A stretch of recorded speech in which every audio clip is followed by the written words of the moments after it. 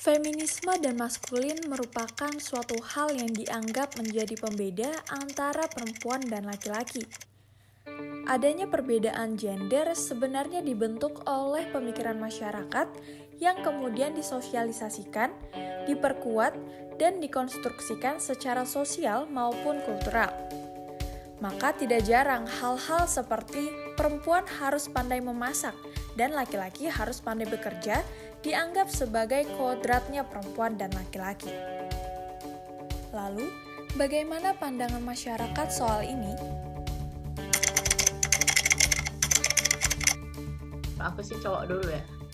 Siapa yang lebih berani? Ya udah. Ya mendingan cowok lah biar gentleman, harga diri. Tapi kadang kalau cewek ini sukanya gengsi memang.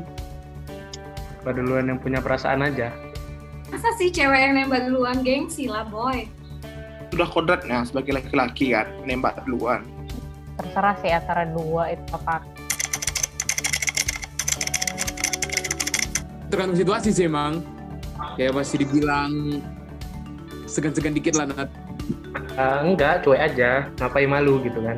Sekarang juga udah banyak kan klinik kecantikan yang khusus laki-laki kan. Ya buat apa juga malu.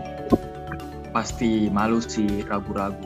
Karena memang menurut konstruksi sosial kita kayak hal yang berbau kecantikan itu lebih ke wanita. Jadi saya tidak malu ya, karena kan itu untuk diri kita sendiri. Untuk umur tuh nggak menjadi patokan sih. Kalau nggak after graduate S1, paling umur 25 tahun. Ya pokoknya ya di atas 20 lah. Umurnya tuh antara 25-30 lah. 25. 25 lah, 25, 26, gitu-gitulah. 20-an gitu, 24 atau 25. Kalau terlalu lama tuh kayak, ya apa kata orang-orang? Biasanya sih dari umur 23 udah bisa. Ya, mereka yang harus kayak melindungi kita aja. Harus lebih kuat, karena emang kodratnya itu laki-laki melindungi perempuan, dan laki-laki adalah kepala keluarga. Dalam fisik mungkin memang kuadratnya cowok bisa lebih kuat. Cuman mungkin kalau secara mental kayaknya nggak ada salahnya juga sih kalau cewek mentalnya juga sekuat laki gitu. Cowok harus lebih kuat. Kalau aku sih nggak mesti sih cowok yang lebih kuat, karena ya apa salahnya kalau cewek lebih kuat, karena yang menjaga kita tuh kita sendiri gitu. Laki-laki memang harus lebih kuat, tapi bukan berarti wanita harus lemah. Mereka juga bisa menjadi kuat. Karena ya memang udah kodratnya cowok itu harus panutan untuk perempuan gitu loh. Dia itu memang harus memimpin perempuan. Ada baiknya kalau kita sama-sama kuat, sama-sama melindungi. Ya harus sih. Harus bisa. Saya sih nggak wajib sih. Cuman ada baiknya kalau bisa masak. Bisa masak itu kan nilai plus gitu. Kayak aku harus bisa masak aja. Harus bisa masak lah ya. No, nggak kewajiban. Karena kita bisa hire private chef, cause we're rich. Nah, harus, kenapa? Karena wanita juga udah banyak yang jadi kerjanya juga dari pagi sampai malam kan. Ya nggak boleh lah. Dia harus menjadi pekerja untuk menghidupi anak dan istrinya. Salah satu martabat lelaki itu harus kerja gitu.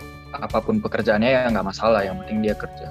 Gue nggak setuju, karena berdosa. Kodratnya kan suami itu menafkahi istri dan anak-anaknya. Jadi aku no. Tapi nggak setuju sih, karena kan kalau dibilang laki-laki itu harus kerja gitu. Mau gimana pun tetap harus kerja, nggak boleh di rumah aja. Kita kan punya tanggung jawab untuk menafkahi keluarga kita sebagai kepala keluarga, men. Karena emang sudah kodratnya suami yang mencari nafkah. Menurut aku nggak setuju gitu, kan mereka aturan sebagai kepala keluarga, jadi nggak cocok gitu lah mereka di rumah. Kebiasaan turun-temurun, kayak tradisi turun-temurun kan dari yang zaman yang dulu sampai sekarang kan. Tapi kalau kayak kodrat itu ya memang nggak bisa dipisahkan lagi, nggak bisa diganti diganggu gugat, kayak udah hukum alam dia. Kewajiban lah bisa dibilang ya. Kalau konstruksi sosial kan masih bisa, kemungkinan masih bisa diubah gitu. Temennya ini lebih memaklumi. Jadi kayak orang nggak ngikutin kodrat-kodratnya harus cewek itu pandai masak. Sekarang orang lebih memaklumi. Suatu ketetapan menurut aku ya. Tapi kalau misalnya konstruksi sosial itu perubahan dari generasi ke generasi. Ya. Tahu bedanya apa? Sosial itu kan bisa berubah ya, kayak ya kan sesuai lingkungan gitu. Nggak ada juga kayak kodrat perempuan tuh kodratnya harus bisa masak, harus ini kayak sama aja nggak sih? Kayak kalau misalnya kodrat emang udah dari dulu, udah memang dari ketentuan dari sananya, dari kayak yang udah dari maha kuasa gitu. Tapi kalau konstruksi itu ada pandangan dari sosial tuh, kodrat tuh seperti kau diciptakan sebagai seorang lelaki, ya kau harus sebagai lelaki. Kau diciptakan sebagai seorang perempuan, kau harus seperti perempuan. Tapi kalau kodrat sosial itu dia diciptakan dari lingkungan sosial, kayak pria tuh harus berwarna biru, sedangkan wanita tuh harus berwarna pink, yang sebenarnya tuh tidak seperti itu. Menurut Jasmine Floretta, salah satu aktivis perempuan, dalam artikel yang terbit di Magdalene 5 November 2020, persoalan kodrat perempuan merupakan sebuah miskonsepsi yang terjadi di tengah masyarakat. Seperti perempuan dididik untuk menjadi seorang ibu yang lemah lembut.